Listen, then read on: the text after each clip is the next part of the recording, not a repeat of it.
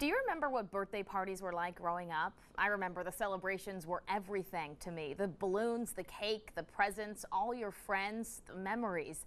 A child's birthday is hands down their favorite day of the year. But what if that child is homeless and in a shelter? Well, that's where Jill Soares comes in. Here's why Jill is our hometown hero.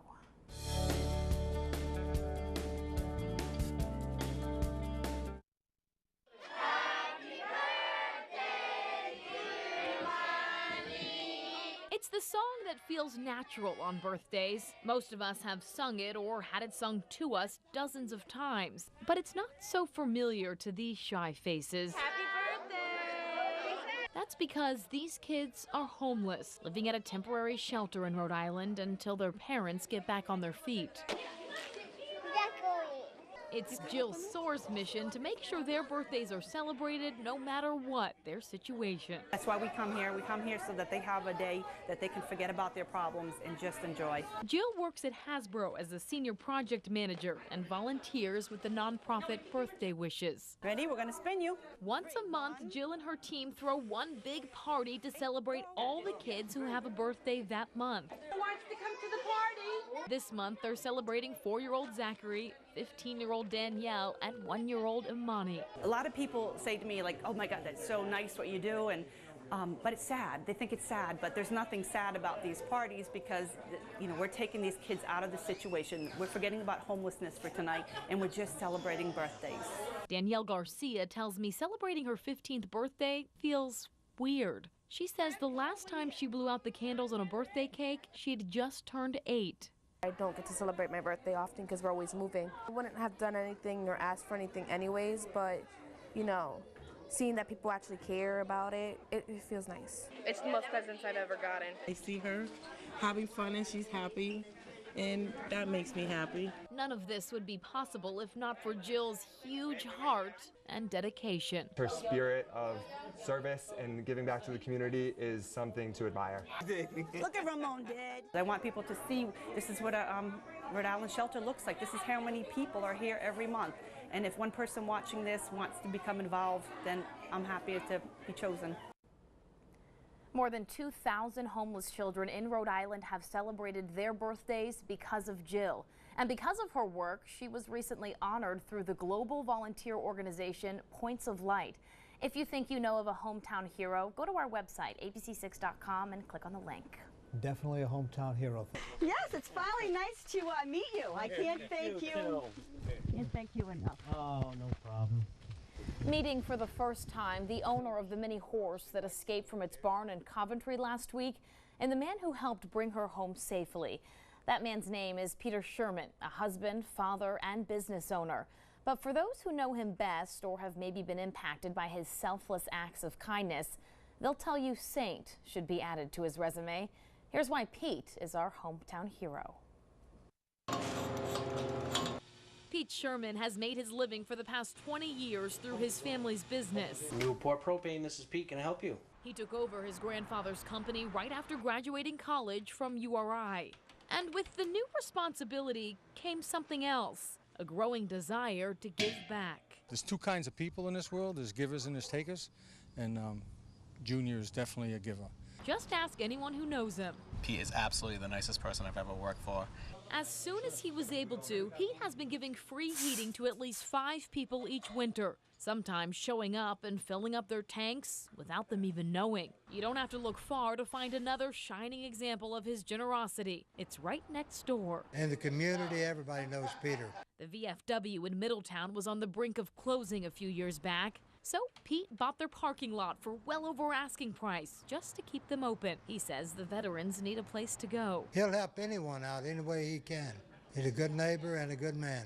His resume of charitable giving and volunteer work is too long to dive into, so I'll just tell you about his most recent act of kindness. Come on, baby.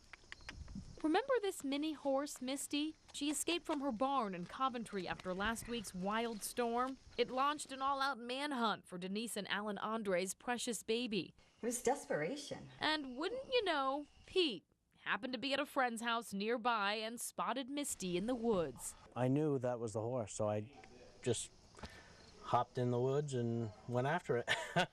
This is the first time the Andres met Pete to thank him. Finally, nice to meet you. I can't thank you. Can't thank you enough. Oh, no problem. He brought my girl home. And thank you, because I don't know what happened to her. Oh, she says, I don't know about you. You're the guy who grabbed me. And when it was time to put the spotlight on Pete, Oh, man. I don't know. It's just about trying to be a good person and trying to be a part of the community, I guess. I think it's what people should be doing regularly, and I think the world would definitely be a better place if everybody was doing the right thing. Well, if you know of someone who deserves the recognition for our Hometown Heroes series, go to our website, abc6.com, and click on the Hometown Heroes link. They could be our next feature. Don't use your chin. Get over here. This is Susan Donovan, Mrs. Donovan to her students. And if you live in Bristol, there's a 99.9% chance you already know who she is. And that's because she's taught there for over 30 years. She's retired now, sort of, but her community service reaches far outside of the classroom and beyond Bristol. Susan is our hometown hero. Everybody ready? Okay. spend just a few minutes watching Susan Donovan run the phys ed class at the Gutierrez School in Bristol, and you'll have a hard time determining who's having more fun, the elementary school kids or their substitute teacher. It was really hard for me to retire because I really loved my job. I rolled down the hill every day loving to come to work. And I wanted kids to love to come to school, and that was my mission. Susan made it her mission for 35 years. Stop. Even after retiring, she comes back often to fill in. And just like that, her love for teaching comes rushing back. I will always be an educator. First, it was my passion. It still is. And she doesn't just set an example for her students in the gym. We're all in this together, but Susan just continuously took those extra, not steps, but I would say miles, where she really went out to help the students and the family and the community. Susan is all about kids being healthy. She started a handful of active programs that are still going strong. She raises the bar so high for so many of us. Principal Sonia Whip was a 7th grade student when she first met Mrs. Donovan. She's definitely an Energizer bunny, just never stops. She's always doing something. Which makes sense. Right after she got done substitute teaching, she brought us to see a home she's currently building for a single mother in Bristol through Habitat for Humanity. She helped launch the East Bay chapter in 1999. When I first was at a ceremony where we handed over the keys to the family, I was hooked. I said, I'm going to be doing this for a while.